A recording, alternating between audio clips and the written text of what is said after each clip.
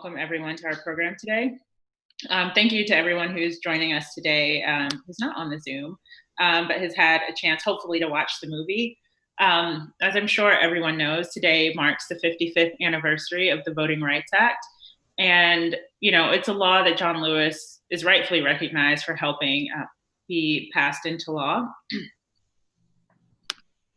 Sorry, I thought I lost you all for a second. But the Voting Rights Act was passed and meant to ensure that everyone had equal access to the ballot box by prohibiting racial discrimination in voting. But as we've seen over the past decade, especially since the Shelby v. Holder decision, Supreme Court decision, the Voting Rights Act has definitely, unfortunately, been weakened. And, you know, I thought this was especially sad to see given John Lewis's recent passing, that we're still in the midst of people trying to block other people from voting. But, you know, just because he's not here with us doesn't mean we can't carry on his legacy and keep fighting for marginalized and vulnerable communities.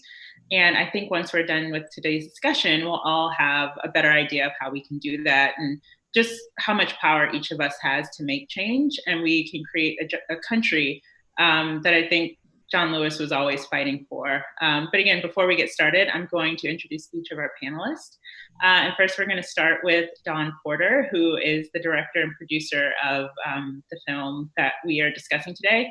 She's also an award-winning documentary filmmaker whose work has appeared on national and global platforms, including HBO, PBS, Discovery, and Netflix. Her current projects include the documentary Vernon Jordan, Make It a Plan, which explores Vernon Jordan's rise from the segregated South to become one of the most influential African Americans and thought leaders in America.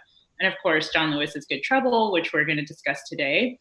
Dawn is a member of the Academy of Motion Picture Arts and Sciences, the Television Academy of Arts and Sciences, and the Directors Guild of America. And in 2018, she was elected to the Center for Investigative Reporting's Board of Directors. Next, we have Sylvester Johnson III. He's the National Volunteer Manager for Vote Riders, which is also one of Crooked's partners. Sylvester was born and raised in Noonan, Georgia, and began his civic engagement in high school when he worked with organizations such as the Special Olympics of Georgia.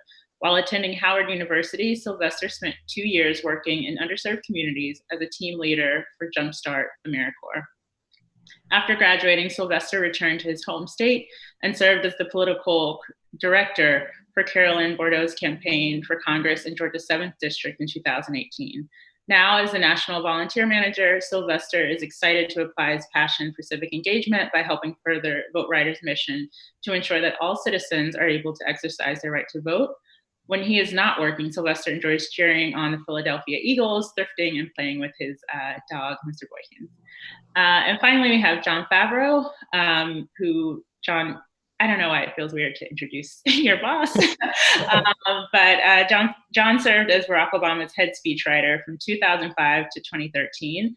Since leaving the White House, John has written and spoken about politics and speechwriting to audiences throughout the world.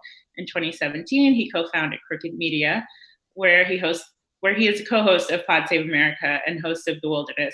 John grew up outside of Boston and graduated from the College of the Holy Cross and now lives in Los Angeles with his wife, Emily, his newborn, Charlie, very newborn, and their dog, Leo. So if everyone could, you know, in your homes, give our panelists a round of applause, and we'll get started. So as I mentioned in my opening remarks, today is the 55th anniversary of the Voting Rights Act. And exactly 1 week ago, we all, watched along in celebration of John Lewis's life. So before we get into the film, I thought it would be a good place to start if each of you could just briefly tell us how you think John Lewis's work and legacy have impacted you or impacted the country. And we can start with Dawn. Sure. Thanks so much for having me. My whole family is a great big fan of Pod Save America, as you now know. So thank you for that. They now think I'm somebody. So I'm happy to be here. I spent more than a year filming with Mr. Lewis, and we spent 2 years making the film.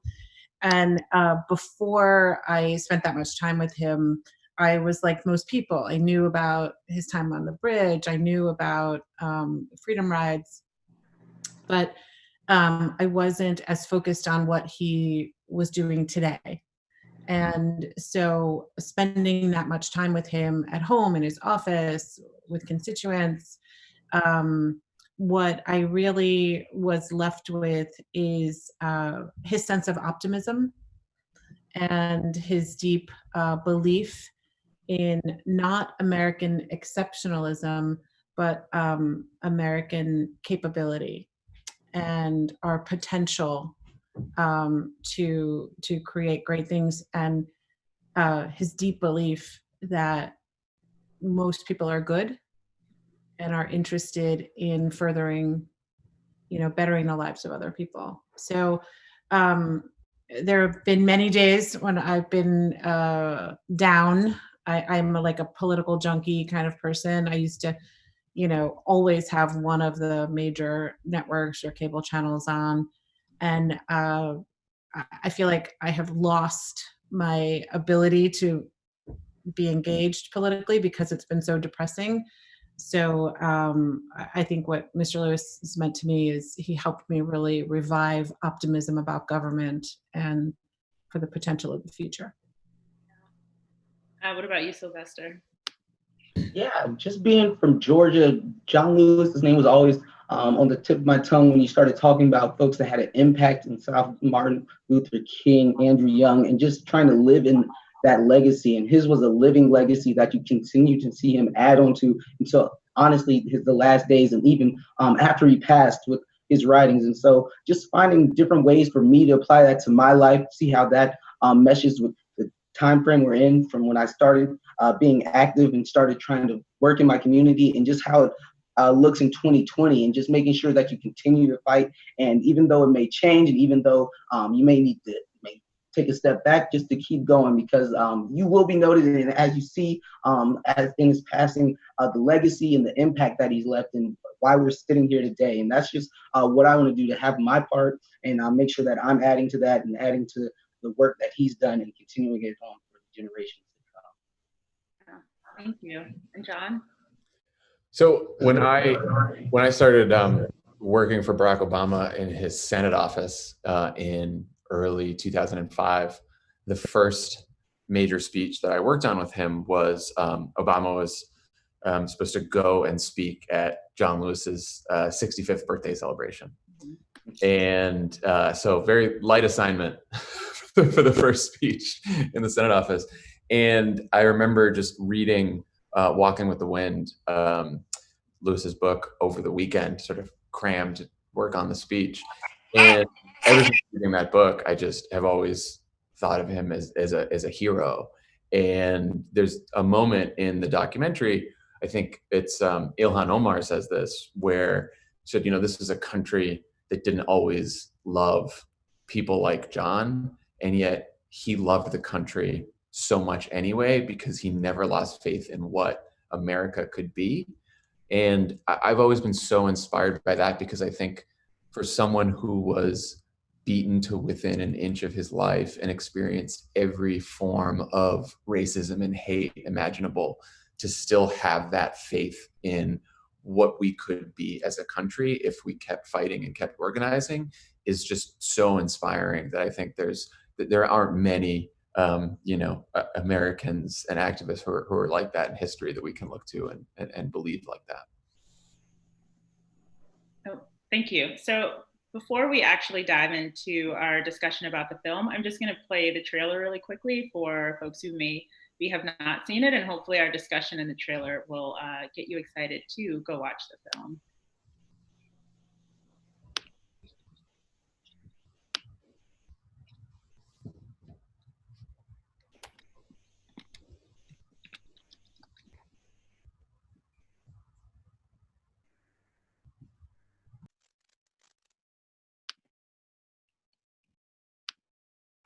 My philosophy is very simple.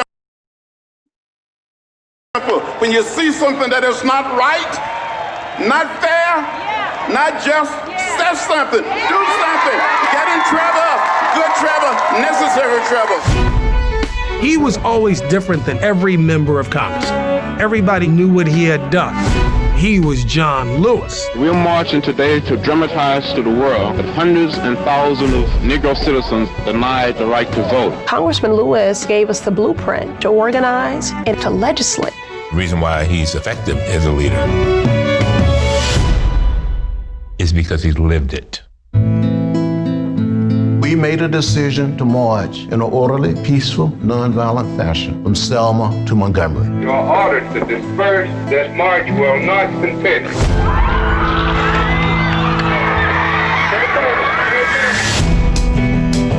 I was hit in the head.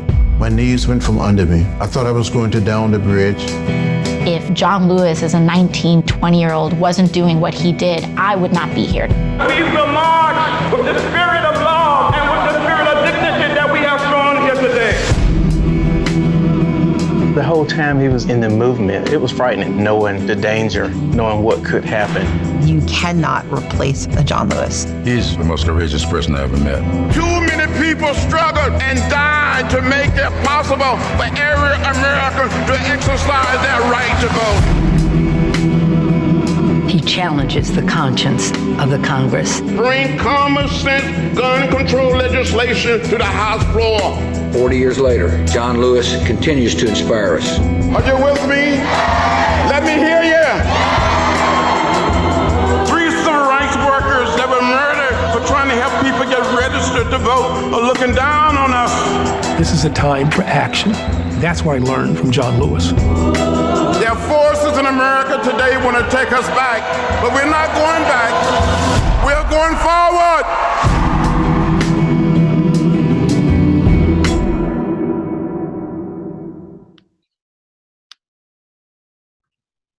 Thank you. Okay, well, we're going to get started now. Don, I think after watching that, it's pretty clear why you would be interested in making a film about Mr. Lewis. But could you, I know you've answered this 100 times probably, tell us why you decided to make the film, but also if you could just give us a bit of insight into when you decided to make the film, kind of where we were in history. We right now have a president who doesn't seem to care much, frankly, about John Lewis or any of the work that he's done. But we're also in the midst of a struggle around racial justice in this country. So I'm interested to see kind of when the idea came to you and what it was like to create the film. I had just finished this 4-part series, Bobby Kennedy for President, for Netflix, which really was an examination of Bobby Kennedy's evolution into the civil rights hero that he became. And a lot of his, that evolution was inspired by John Lewis, by Marion Wright Edelman, current head of the Children's Defense Fund, by Harry Belafonte. So I during that series, we did an interview with the congressman, and he told this story about how he had volunteered for Bobby Kennedy's campaign in 1968. And he'd organized a rally on the day that Martin Luther King Jr. was murdered. And Bobby Kennedy was in Indianapolis to speak to a Black audience. And his white advisors were saying, it's too dangerous, you have to cancel. And a very young, in his 20s, John Lewis said, you must speak to them. They need to hear from you. And he listened to John Lewis. Lewis was very well known to Kennedy even at that young age. He had been a speaker at the March on Washington when JFK was present. He had rescued him and the other civil rights activists, including King, when an angry mob tried to storm, the church walls where they were congregated. So Lewis had, even despite his young age, he had a lot of credibility with Kennedy. Kennedy listened to him and gave what many people believe is one of his best speeches, where for the first time he spoke about his own brother's murder. It's the only time he spoke about JFK's murder, which had plunged him to a Great Depression. So when John Lewis told that story, and then Indianapolis did not burn that night, the crowd was calm. And when John Lewis told that story, I thought there are just so many stories like that he must have. And we focus rightfully on that heroism of his day on the bridge, but there's so much more to this man. So that was, so 2018, CNN came to me and said, they'd had a lot of success with RBG, their documentary. And, I was like, oh, they're looking for 80-year-olds. And they were like, would you like to do something about John Lewis? But really for me, it was, as you say, we were kind of in the depths of just blinking into the light, realizing that the current president was actually really the president, that he wasn't going away. It felt very dark, and so I was interested in focusing on somebody who still was working for the light, was working for the right side of history. I also kind of, in my mind, I was like, where do old civil rights leaders go? What do they do? And what of their activism do they bring with them? So, so for all of those reasons, I was really excited to dive into that. And I know the executives at CNN for a long time, and they're great partners to really strong women. So we had a really good time. And they really, very quickly, I had actually, some people have a hope chest. Like I have like a filmmaker archive chest.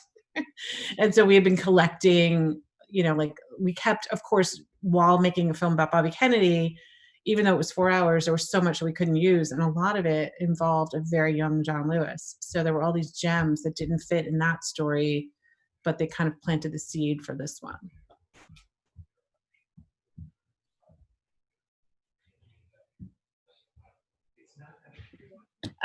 John, you we're talking about some of what you saw while you were working for President Obama from John Lewis. And, I think people often, when they think about John Lewis, they think about, as Dawn just mentioned, him being on Edmund Pettus Bridge and literally risking his life to be there.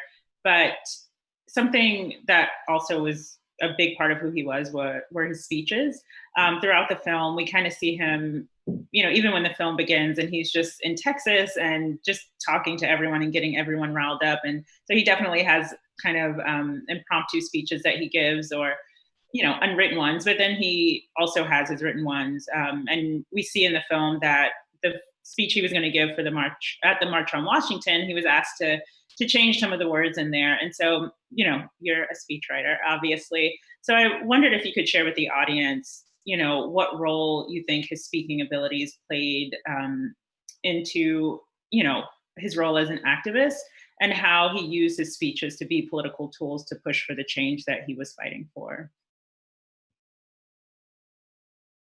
Oh, John, I think you're on mute. Thanks. I think John Lewis, Martin Luther King Jr., all the civil rights heroes and activists of that time.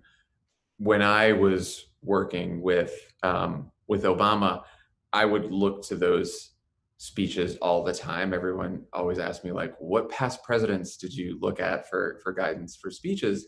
And I would say the two places I would look, neither were president. One was actually a lot of Bobby Kennedy speeches, including the one you mentioned in Indianapolis, which I do think is one of the best speeches of all time.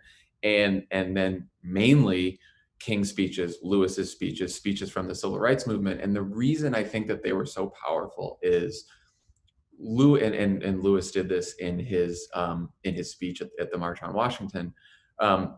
They tended to wrap the values and aims of the civil rights movement in the larger story of American values, maybe not the values that we always realized, and certainly were not realized at the time, but the values that were embedded in the founding documents that even then were not realized by a bunch of the founders.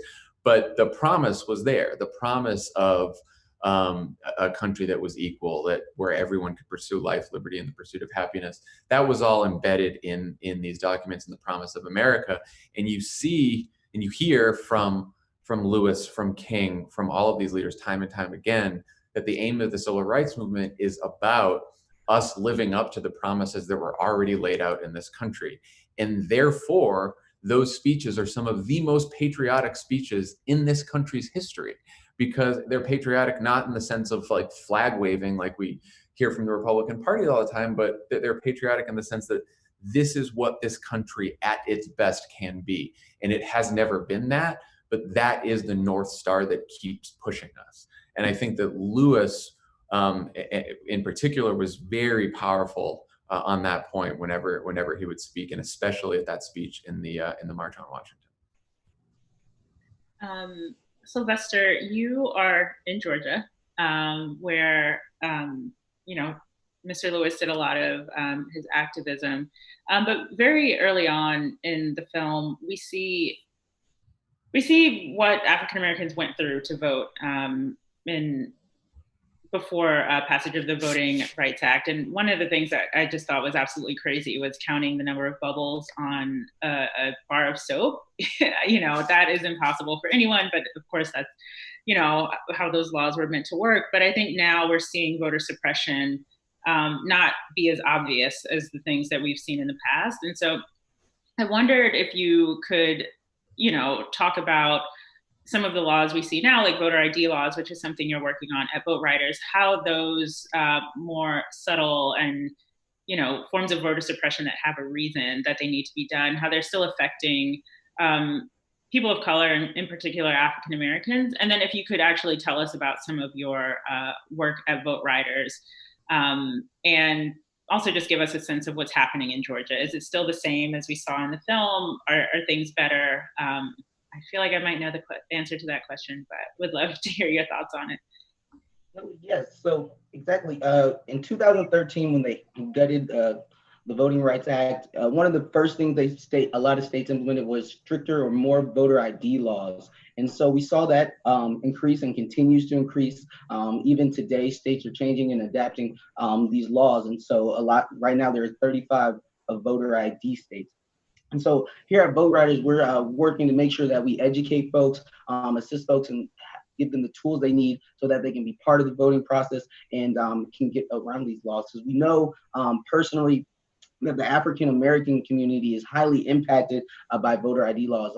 1 in 4, so 25%. That sounds kind of big, but it's a true number. African Americans are voting age African Americans don't have government issued photo ID. So if you live in a state like Georgia, where John Lewis works so hard, where I'm from, that's going to stop you from being able to go to the polls. And we see big numbers, not as high as that, but when we're talking about the Latinx community, young adults, older adults, 65 plus, 18, 24, we see really high numbers of folks who don't have a voter ID. And so what we want to do is make sure that we're combating that issue, educating folks, and then helping them giving them the assistance they need to make sure they can be part of the voting process. And I guess your last question, what does it look like in Georgia? My mom always says there's nothing new under the sun. So even though some of the methods may have changed, some of the things, there's still a lot of people that aren't able to have their voice and be at the polls. I know just in this past primary, my sister, she lives in the heart of Atlanta. She spent 2.5 hours online waiting to cast her ballot. And people saw long lines like that even higher out. I had a friend that was 4.5 hours. But you're thankful that people can wait in those lines and fight and make sure their voice is heard, but everybody is not as fortunate. So the work that we do at Vote Riders is to make sure that as many people that want to have a voice are allowed to, and just to help in any way we can to tamp down on voter suppression and make sure that more people are able to engage in the process. Sister, and I think we have a little bit of feedback, but my sister lives in Atlanta as well, and she got to the polls at 6:30 in the morning and waited 2.5 hours to vote. And it really is, even being able to stand in line and wait that long is a privilege. Like, she has a job where that was okay to do, but a lot of people have jobs where they have to show up on time or they're not going to get paid for that time that they missed. Switching gears just a little bit, but it's still in the same vein of some of the things that we've been talking about. Everyone knows John Lewis as a civil rights leader, and they know he was a congressman, but I think people really lean on, their understanding of him is as a civil rights activist.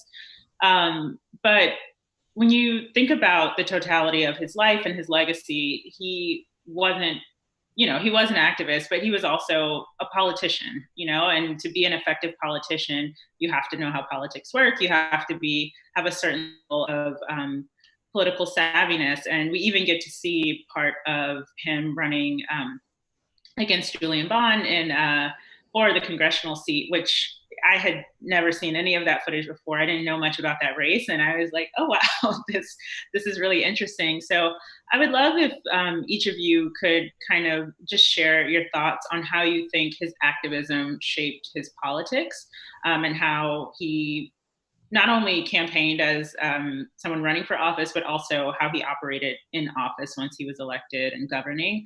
And then I'm just going to add this on. So the person who's not first to answer it will have a little bit of time to think. But Don, if you could just share, through you creating this film, what you learned about John Lewis as a politician.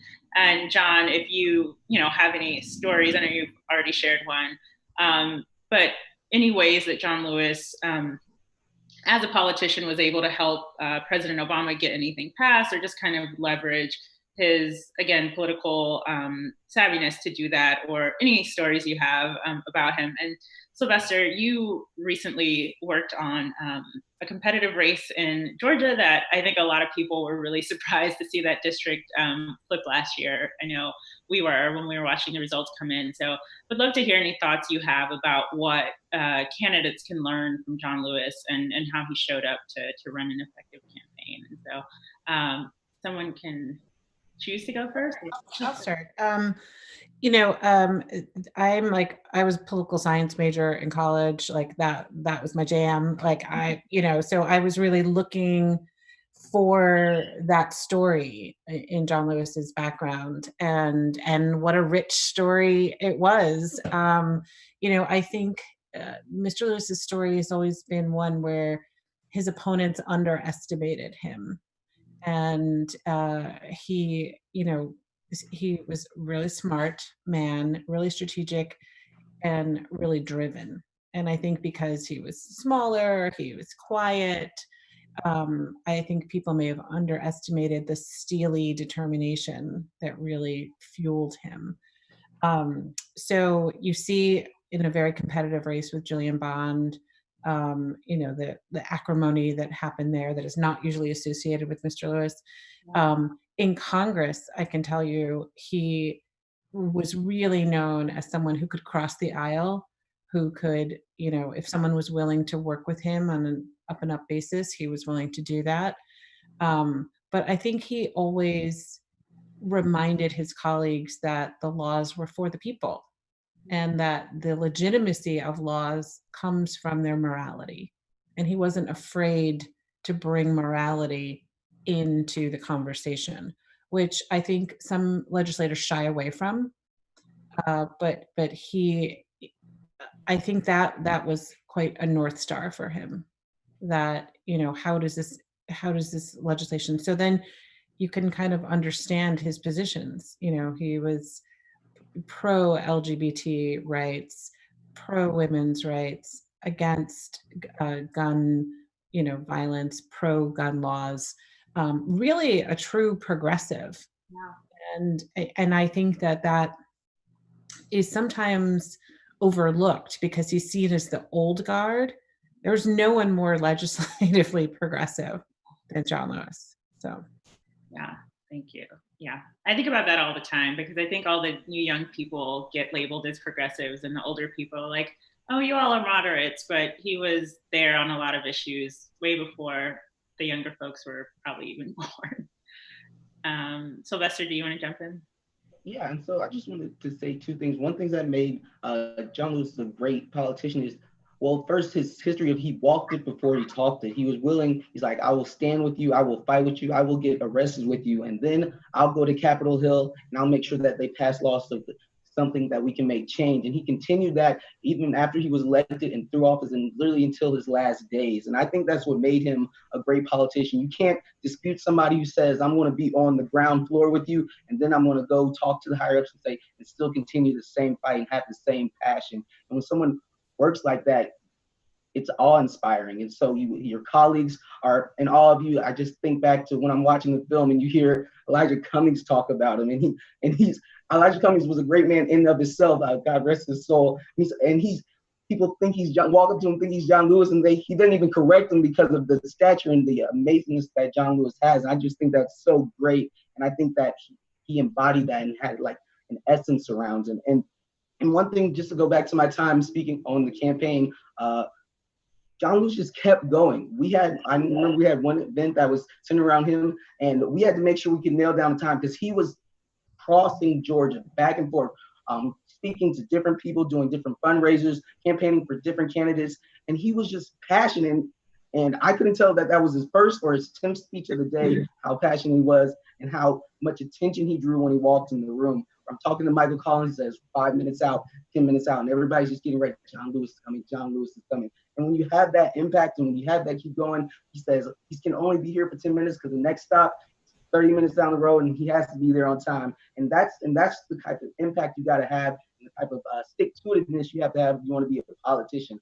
It's not a fun road and it's not an easy road, but it's a road you got to continue on if you want to keep making change. And that's something that John Lewis did. Yeah, we had a really hard time keeping up with him while we were filming because one Sunday he went to 5 churches in 2 hours that were all across the town, and my cameraman was like, "Is he going to take a break?" And he didn't take a break. He just was just really energetic. The only other thing I wanted to add was he really made it a point to go seek out the newest members of Congress. And because he really understood what it was like to make that shift from being the activist, banging on the halls of power to then becoming the person inside the room and what that, caucus politics is like. And just, before the current occupy of the White House, norms of government. And I think because of his history, because he was once the outside young radical, he really actually identified with the young people coming in with energy and welcomed it. So I think people should know that he welcomed their new ideas and their activism and their enthusiasm, because that is the cloth of which he came from. Yeah. And I'm sorry, I wanted to add just Don at another point. I think John Lewis was great and shows how we can just marry protest and politics together. Because sometimes you see, especially this day and age, people don't think that correlates. The work on the ground when people are protesting, marching, they don't see it moving and having an impact in the politics in Washington, D.C. And I think John is just a testament to when you work on the ground, you continue to get that work done and you can be very successful in both arenas. So. Yeah. Absolutely. I remember that Obama was always impressed by, and told me this when we were working on that first speech, John's discipline, John Lewis's, and the discipline involved in organizing and movement building. And Sylvester, you obviously know this, that it's not just about sort of running out into the street. There needs to be a specific strategy. And John Lewis's strategy and the strategy of the civil rights movement, the strategy of nonviolence, it's incredibly difficult to keep up the discipline, right? And, Lewis would say that, when you're getting beaten within an inch of your life, you look at the person doing it and you see someone, or you try to see someone who is oppressed by the same kind of larger system that you were oppressed by. And then if you're remembering that you're always fighting against injustice and not particular people, then you have a clearer focus. And I think that's something that stayed with Lewis both when he was an organizer and an activist, and then when he was a legislator, because you see a lot of politicians who could be progressive politicians, they could have all the right values, but like maybe their staff doesn't like them, maybe they're a little difficult with their staff, right? I mean, we all saw this at the funeral when his staff got up and spoke too, and everything, and in the doc too, his chief of staff, everyone else who's ever worked with him, just the wonderful things they say about him. And he just seemed like the kindest human being, right? Like to go around Capitol Hill, introducing himself to every single person, stopping to take pictures for all the people who wanted to stop and take pictures with them. And sort of, I think living the values that you preach as a politician, as an activist, is often more difficult than it seems to be, or at least rarer than it seems with a lot of the politicians I've seen and worked with. And he was someone who clearly lived those values every single day. Yeah. That makes me, I have kind of 2 questions to follow up on what you all kind of just went through. The first one is something I just keep thinking about since John Lewis has passed is, does that courage exist in our politics anymore? Like, are there people who are willing to challenge their colleagues when they feel that they, are on the right side of whatever the issue is, and who are willing to not be so concerned with whether or not they're getting reelected if they're doing the right thing? And then, as you mentioned, Sylvester, a lot of people don't see that connection between activism and politics. But if any of you think that in this moment that we're in, where we're seeing people really respond and stand up and demand of their government to see change around the racial inequities we see in the country, do you think that some of these activists will start running for office, and maybe we could have more John Lewis's represented in our politics? I mean, we see with Cori Bush's win, an activist who's doing just that. I think people underestimate the damage that the Trump presidency has done to the norms of government and to civility and the ability to, the respect that used to kind of underpin public service.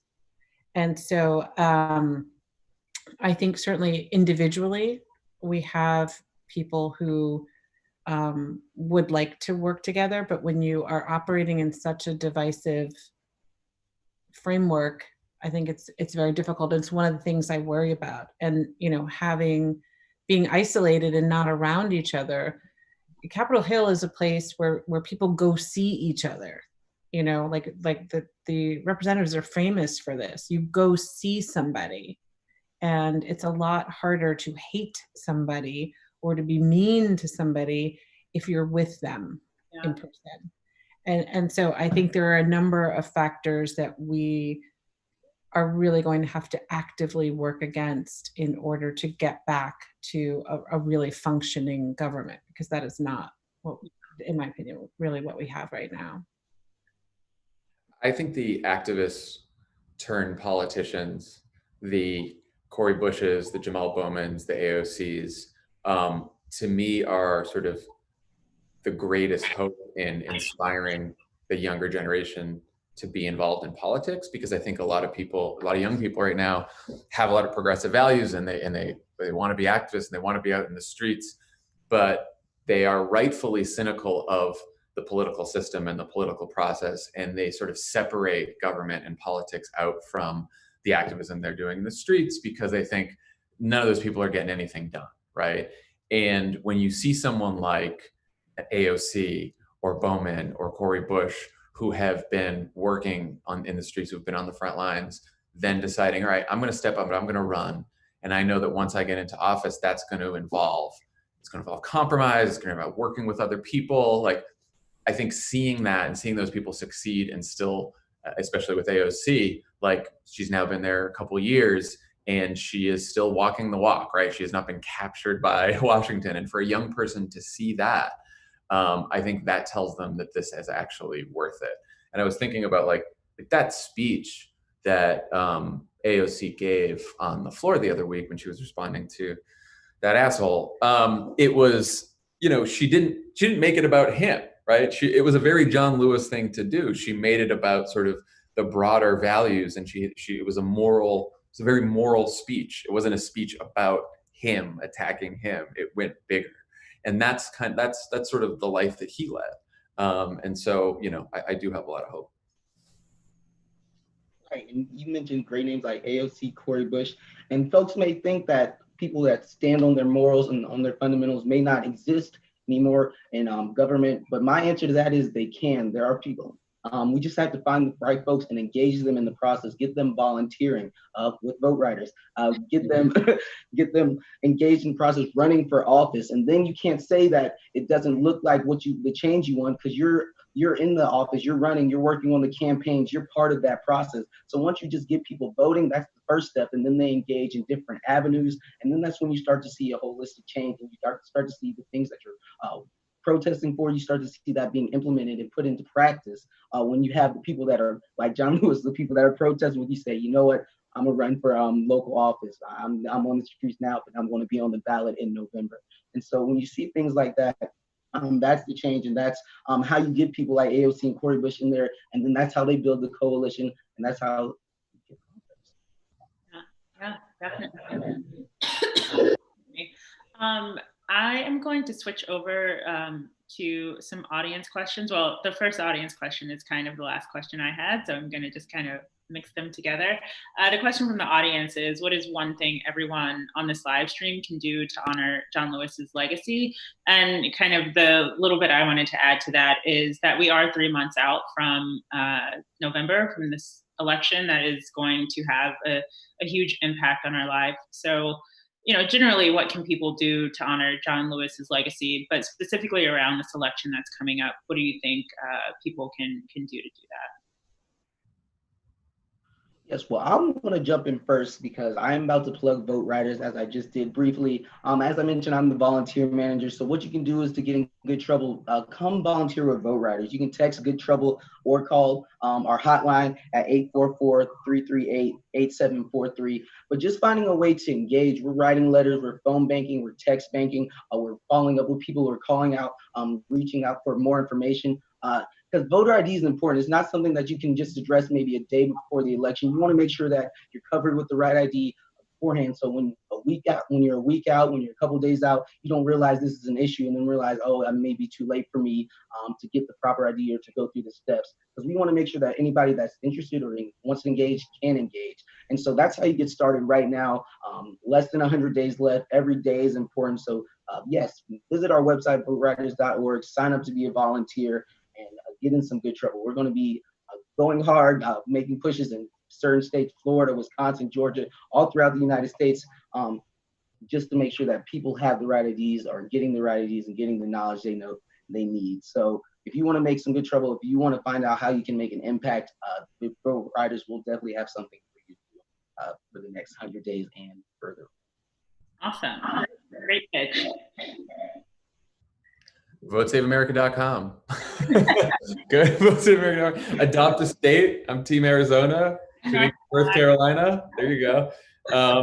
And you know, whether it's registering yourself to vote, registering people in your life, making sure that you try to ask for a ballot early and send in the ballot as early as possible. If you're young and healthy, volunteer to be a poll worker, so we can have safe in-person voting, and just, you know, do everything you possibly can in these next couple months. And I do think, you know, we get questions all the time when we used to do live shows. The most common question was like, what do I do about my relative who's a Trump supporter? And, you know, we always say, like, don't waste all of your time and energy on that person, on your crazy uncle on Facebook. Like, find the person in your life who, you know, may believe what you believe, may have progressive values, but is too cynical to vote, or too confused to vote, or doesn't know how. Like, try to bring someone into the system and convince them that participating is worth it. And I think sometimes that is easier, and more worthwhile in the end, because then you get someone involved who will be involved for quite some time. Yeah, I agree with all that. And I think, you know, we are definitely at an interesting inflection point in our civil society. And one of the things, you know, John, you pointed out, Mr. Lewis's commitment to nonviolence was also a commitment to civility, to respect and decency. My favorite interview I've done about this film is with a group of kid critics, and they were ages 9 to 14. And one little girl raised her hand and she said, "What can 9-year-olds do?" You know, and I thought about it, and I said, well, you can be the person who doesn't participate in teasing. You can be the person who sits next to somebody who's alone at the lunch table, when we had lunch tables. But I think something along those lines for all of us, you know, not automatically, reflexively assuming that people who have different political views are evil. You know, like we jump to that, we leap to that conclusion too quickly. And I think one of the things that I really admire about Mr. Lewis is he would take you at your word. You know, if you, he might disagree with you, but he would take you at your word and not confuse your humanity with your opinions. And I think we're all going to have to work really hard to do that, to stitch this country back together when we get rid of the problem, the part of the problem. Yeah. Sylvester, this question is for you, but how does Vote Riders help people get the IDs they need to vote? Yes, so we help people in a bunch of different ways. And whenever they reach out to us, it can be, they may need help on different fronts. It could just be an educational issue. They don't know where the DMV is, what supporting documents they need, or the changes going on with DMV, they may not be able to make an appointment. So we help them through that methods. And if it's a financial issue, we never want money to be a reason why people don't have the IDs they need. So in that case, we help we cover the cost for the ID and supporting documents. So if they needed something like a birth certificate or a social security card, we would help them on that front as well. And then transportation, we would look, of course, to our partners. We have over 450 partners throughout the United States to help provide a link to either get them to the DMV or a vital records office. And then we also have access to our own Lyft and Uber accounts, so we can make sure that people are getting to and from those offices to get the documents they need. So we try to meet people at whatever part they're at in the process, whether that's they need to start with the documents, or they just need to know when they can make it to the DMV, or if the DMV is open in their county, or if it's a financial issue. We want to meet them on wherever that they're at in that status and make sure that we see them through the finish line. Yeah. Sorry. A question for all of you, if you want to answer it, no pressure if you don't want to. But John, you kind of touched on this, people who may agree with you, but just don't have a lot of faith in the process and the impact of voting. What should people tell those people as they're trying to get them to come to the polls and convince them that it does have an impact and make a difference? I mean, I think, I always think about it this way. There's a lot of people on the other side who do whatever it takes to make sure that they vote, because they know that if they vote, they get to help make those decisions. And really, despite all the voter suppression that's out there, despite all the disenfranchisement, there's basically a choice, and it is either I'm going to do whatever I can to try to participate, or I'm going to back off and let a whole bunch of other people who don't believe what I believe make big decisions that are going to impact my life and my family's life.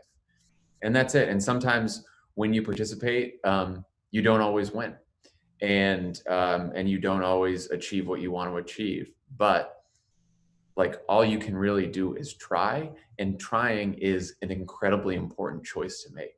It is not, and trying versus just backing out is so important, because if you don't participate, then other people end up making those decisions. And we have now all seen how many elections where 70,000 votes in 3 states in 2016, 500 something votes in Florida in 2000, and we don't have the Iraq war. 70,000 votes in 3 states, and we don't have Donald Trump.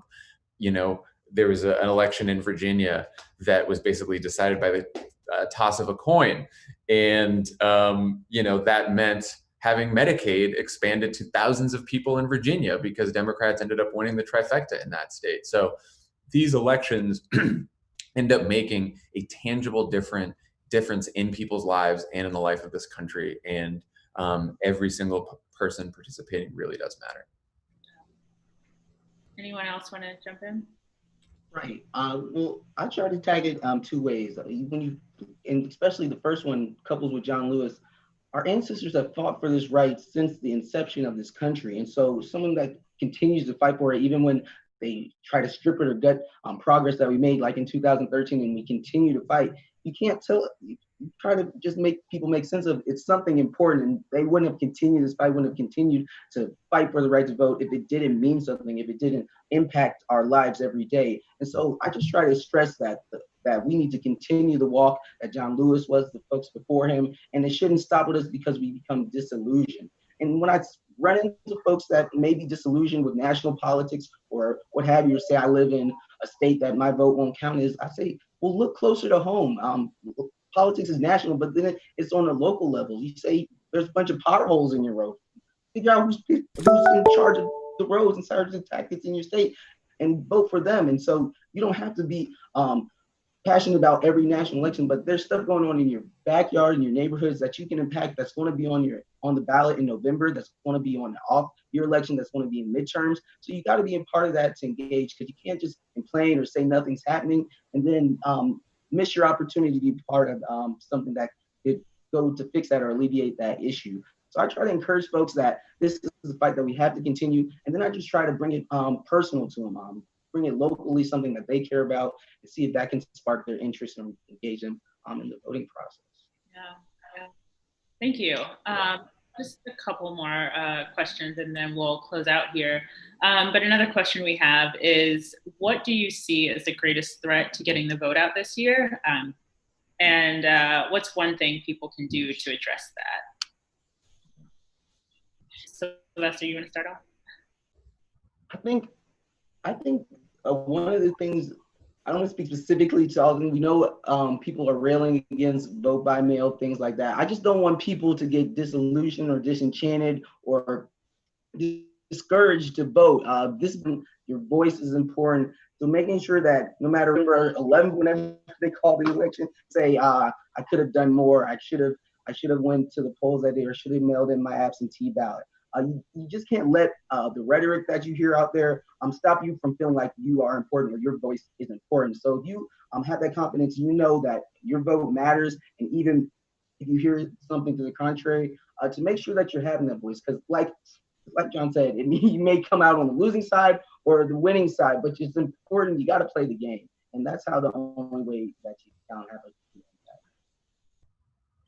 Yeah, there's so many threats, but it's almost not worth focusing on the threats. This is what Sylvester's saying. Like it's worth focusing on what you can do, which is make a plan how you're going to vote, whether it's in person or by mail. And if it's by mail, get that ballot early and send it in early. And then, work in all the organizations that we're talking about here to do every single thing you can to make sure that people can vote safely in November, and that enough people do. I am going to take the liberties of asking one of my questions that I didn't get to for the last question.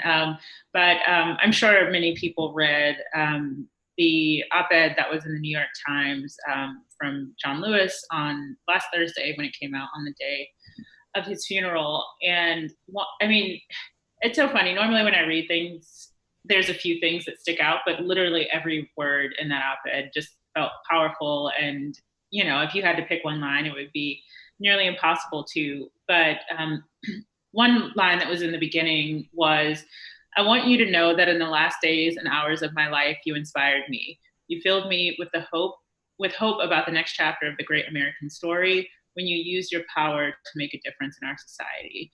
And so he was talking about people kind of stepping up to respond to George Floyd being killed by police officers in Minnesota. And so as we close out, I would just love to hear, you all's thoughts. And, I know everyone's like a different age, but if this moment feels different, we watched the film and we saw all the things that John Lewis was fighting for. And, one could think this stuff is never going to change and we put all of our energy into it. And, what is it for? But does this time feel different? Does it feel like something is changing? Does it feel like we're going to actually see the fruits of John Lewis's labor come to fruition? I'll start. I do think it feels different. I am so glad that there are so many people of different races, so many white people participating. I think that feels different. I also just absolutely adore that the congressman wrote the piece. It is so quintessentially him, knowing he would have a huge audience. It's such a mic drop to make sure that he got the last word, the really last word. But I also do know that he was thrilled with seeing people, he said it, take to the streets. That's why he went down to the Black Lives Matter, art installation in front of the White House, like with his basically last energy, his last public thing he really did. And I do think, I have had enough people reach out with really thoughtful questions, but kind of taking it upon themselves to go figure out what they can do. And that feels different. And I'm so encouraged by people like the moms in Portland who are, it's day 68. People are still out there. So, I'm in Martha's Vineyard. There's people up in Chilmark, which is like a tiny little hamlet. And there's like 5 white people on the corner every Saturday. So I do think it feels different, and I am encouraged by it.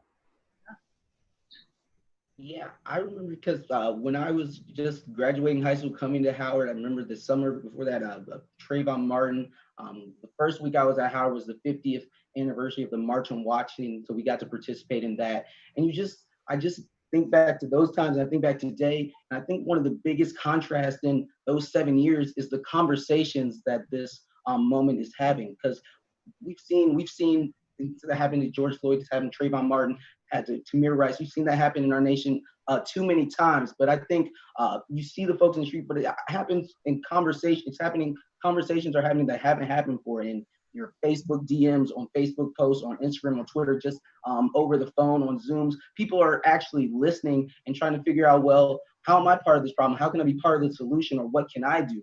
And so the fact that these conversations are happening, that's just changing in of itself. And we want to continue conversations. As Dawn said, day 68, people are still protesting. People are still out in the streets. I know there's a funny thing on Twitter, like you may not see it on the news, but it's still happening. And so when 68 days later, when that's still happening, that means change is inevitable. People are tired, and people are ready are motivated to make change and for progress. And so that is just what feels different.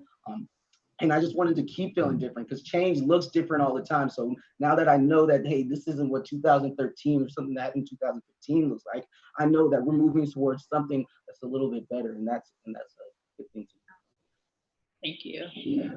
I think it feels different.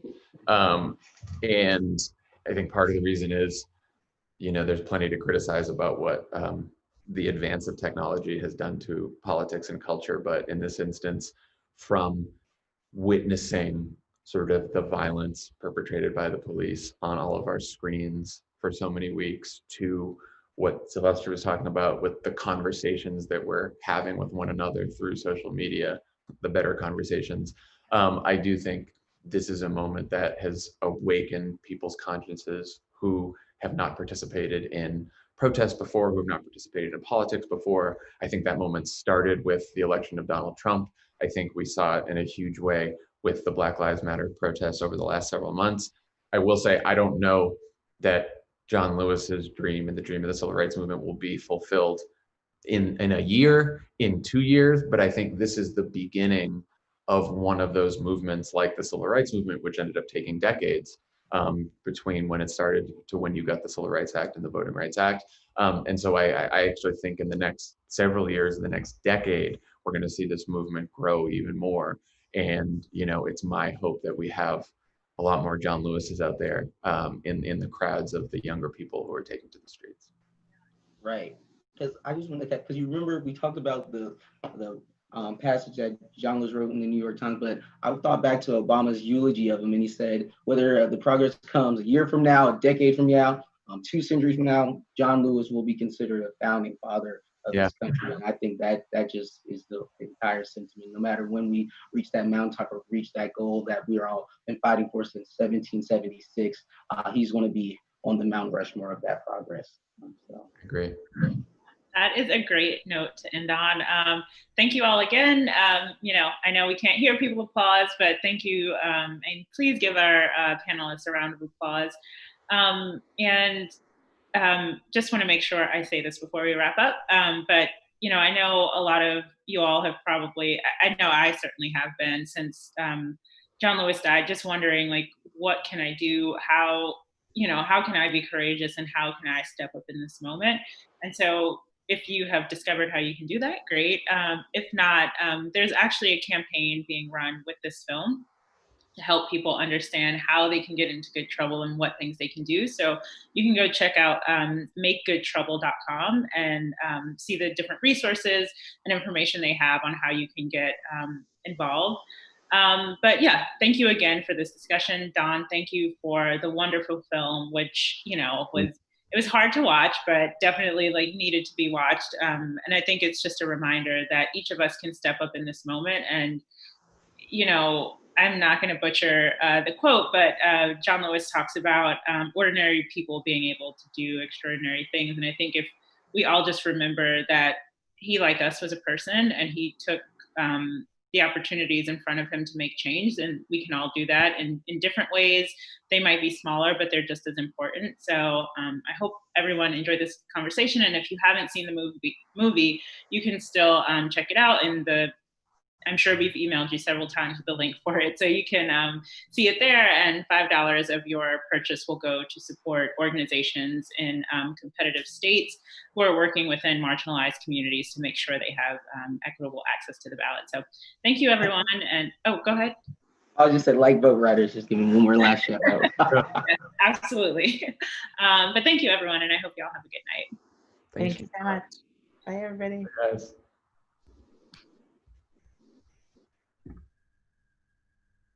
Cool. Thanks. Thank you so much. Thanks, everyone.